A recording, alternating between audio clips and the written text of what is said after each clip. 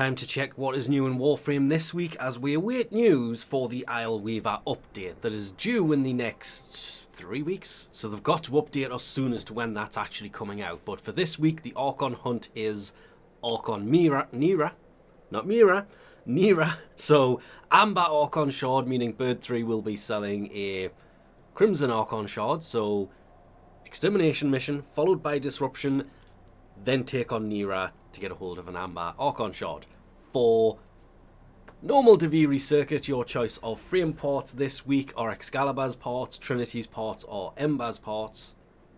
For Steel Path circuit, the Incarnate Genesis devices this week is a choice between the Bow, Latron, Furax, or Struns Incarnate Genesis devices, or if you have them, you can always use it to get a Rifle Riven mod, Pistol Riven mod, Melee Riven mod, or 20,000 Kuva.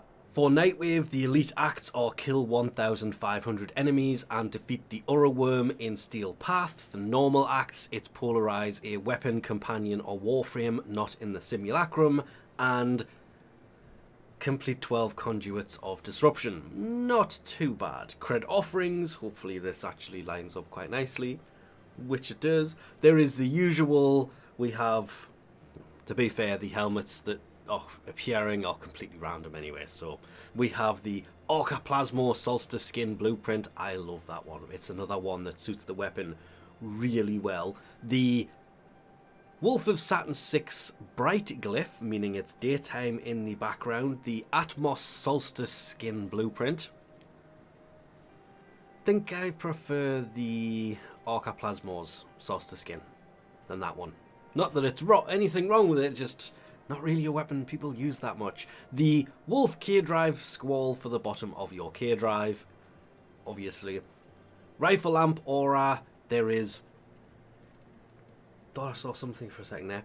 The Rifle Scavenger Aura, Sentient Barrage for the Battercore, Physique Aura, that's 20% base health, not modded health. Enemy Radar Aura is here, 30% enemy radar. Animal Instinct is still kind of better. Rejuvenation Aura. Lots of auras. Pistol Scavenger Aura. Sprint Boost. Squad receives 15% sprint speed. We have Exposing Harpoon for the Harpack. Wild Frenzy for the Grakata. More auras. Energy Siphon. That is actually really useful because it gives the whole team energy regen. Shotgun Scavenger. Volatile variant for the Sporothrix Flicks, and Dreamer's Bond. I love this one because it's basically rejuvenation and energy siphon, and it's an universal aura, so it will go into any aura polarity you want to put it into. Don't have to format to be able to put it in there. We have the Fragor Brockskin Blueprint. Hate the fact it still misses the word blueprint from it.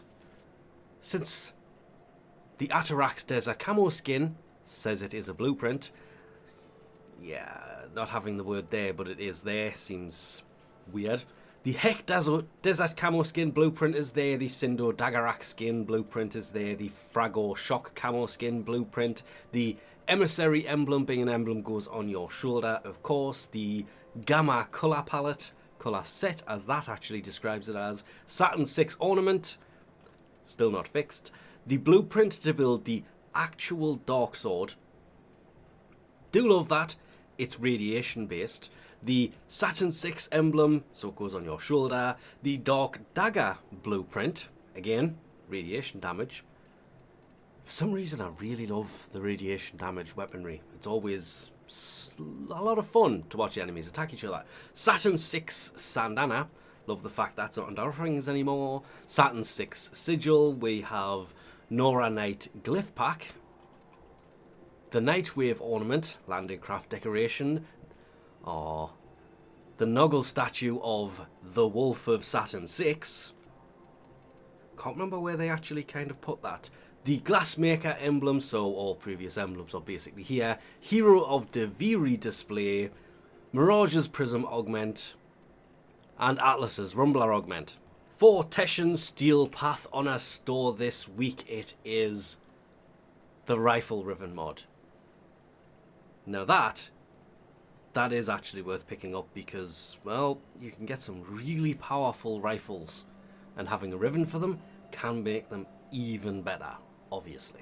I am pointing completely the wrong way. For Necraloids, Deep Archimedia, it will be Alchemy, where Xmas units always drop amphors, but they are the only units that drop them, and slaying enemies bursting with Void Energy, followed by Survival, remembering you can't change loadout between them, where Life Support Towers only activate after 20 enemies have been killed within 15 meters of the Life Support Tower, and Rogue Charge attacks, they pull Warframes towards them. That can be actually kind of annoying, and it will pull you away from the survival target, so makes it quite fun. And ending with Disruption, 2 Necromechs Demolishers will attack any conduit, but their health is reduced, and Rupturing Fragments replace Shuffling Fragments. All in all, actually, not too bad. For Temporal Archimedia, however, there is the Legasite Harvest. As the Legasite evolves, other enemies Other enemies present also gain new abilities, and Murmur enemies join the fight. That can be kind of annoying. Followed by Exterminate, where the consequences of opening the supply cache is active from the start and will intensify until you open it. Failure to open it will double the kill count required to finish the mission. So once you open it, theoretically it should technically half it, and that's what it should say, but, well, if you can get all the way to completing it without opening it. It's weird. And Techrot might swarm out of the shadows throughout the mission. Again, that's just kind of fun. What isn't is a level 375 Assassination, where only the RPG can damage the tank. That is going to be for a long battle. Reinforcements that carry them will arrive a lot more often. We'll just put it that way.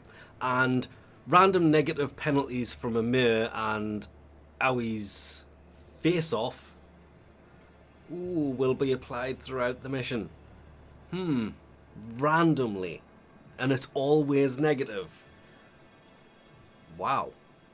That's a slap in the face. But should add a twist that makes that assassination is going to take some time to finish. Just because of the RPGs, to be fair. And lastly, I do believe Hulvania is going into spring, if it would actually spring into it. So, kill 100 Techrot with melee weapons, destroy 150 containers, kill 200 Techrot with abilities, then there is Amir's birthday. Operator, I've run that's diagnostic regressions. after kill 300 enemies with melee weapons. I nearly missed that one completely. Then kill 500 Skuldra troops, however you see fit, 30 Xmas enemies, and kind of rounding up with Flair's birthday. All in all, spring is actually quite a fun time, though for the tile set I still prefer the winter one, personal preference. But with that, we'll leave this off here. Thanks for watching, and I'll catch you next time.